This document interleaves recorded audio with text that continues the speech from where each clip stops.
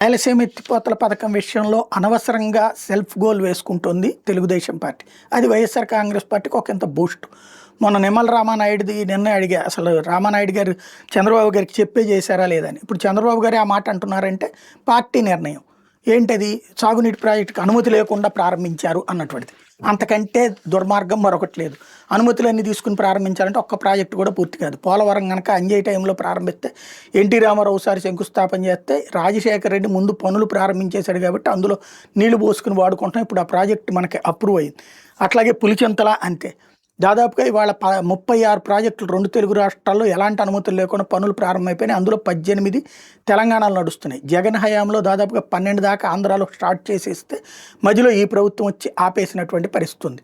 అవన్నీ ఏంటంటే ఎత్తులు పై ఎత్తుల మధ్య నడుస్తున్నాయి. తెలంగాణ 841 అడుగుల పైన నీళ్లు జాగ్రత్తగా తీసేసుకునే పని చేస్తోంది. మనం 800 అడుగుల లోపల నీళ్లు లాగేసేందుకు ఇక్కడ జగన్ ప్లాన్ చేసుకొచ్చాడు. ఎవరి ఎత్తులు వాళ్ళ రాష్ట్ర ప్రయోజనాలకి.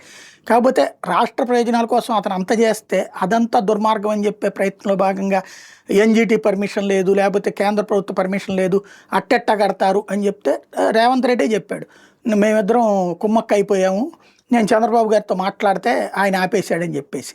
దానికి నోరు మెదపకుండా మనం ఏదో సూక్తులు వల్లిస్తే ప్రజలకి అతి పెద్దదైనటువంటి మోసం చేసినట్టే.